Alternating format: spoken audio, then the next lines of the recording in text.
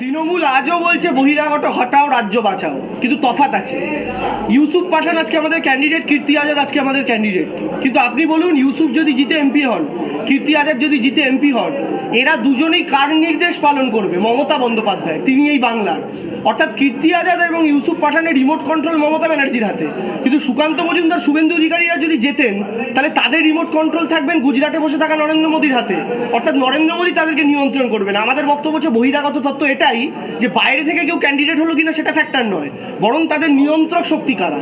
বাংলার ভাগ্য নিয়ন্ত্রণ বাংলার মাটির লোক করবে, আমরা এটা বলতে চাইছি। এটাই হচ্ছে বহিরাগত তত্ত্ব। এই বাংলার ভাগ্য নিয়ন্ত্রণ গুজরাটে বসে কেউ করবে না।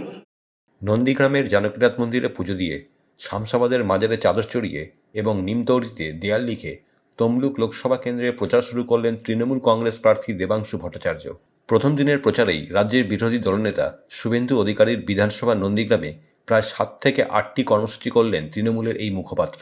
তমলুকে বিজেপির সম্ভাব্য প্রার্থী প্রাক্তন বিচারপতি অভিজিৎ গঙ্গোপাধ্যায়।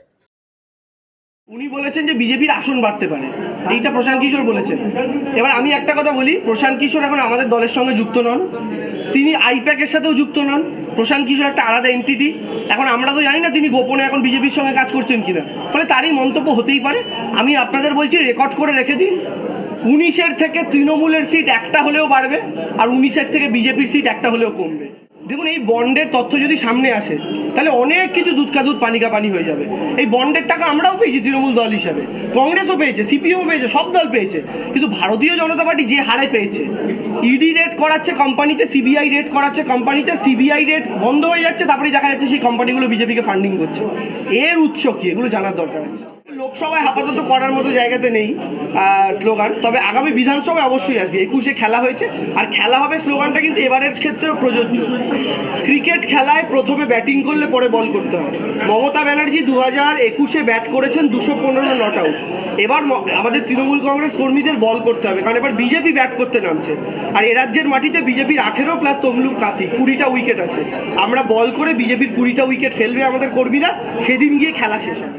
দল ঠিক করবে কাকে কখন ক্যান্ডিডেট করবে। সিপিএম বিজেপি, আমার এটা খুব ভালো লাগে, খুব মিষ্টি দুটো দল, জানেন তো। এরা নিজেদের দলের চাইতে বেশি তৃণমূলে কে প্রার্থী হলো, তৃণমূলে কি হলো, এই নিয়ে আগ্রহী। আমরা এই জন্যই বলি আমরা হচ্ছি বাংলার দল। বাংলার বিরোধী দলরাও চিন্তিত যে তমলুকে তৃণমূলের টিকিট কুণাল ঘোষ না দেবাংশু, এই নিয়ে তারা আলোচনা করছে। বুঝুন, আমরা কি বিজেপির ক্যান্ডিডেট নিয়ে আলোচনা করছি যে এখানে কেন দিব্যেন্দু দাঁড়ালো না, এখানে কেন বিচারপতি প্রাক্তন দাঁড়াচ্ছেন? আমাদের তো কোনো ব্যাপারই না। বিজেপি যাকে খুঁজে ক্যান্ডিডেট করুক, আমরা সিম্বলটাকে হারাবো, আর আমরা আমাদের সিম্বলটাকে জেতাবো। দিলীপ ঘোষকে এখনো ক্যান্ডিডেট দেননি, যে লোকটা 2019-এ তাদেরকে এত ভোটে জেতালো, গোটা রাজ্য জুড়ে বিজেপিকে জেতালো 2019-এ, সেই লোকটাকেই এখনো প্রার্থী পদ দেয়নি। আমাদের খারাপ লাগে, কষ্ট লাগে। তবে বিজেপির ব্যক্তিগত ব্যাপার, ওদের সাংসারিক ঝামেলায় দাদা আমরা নেই।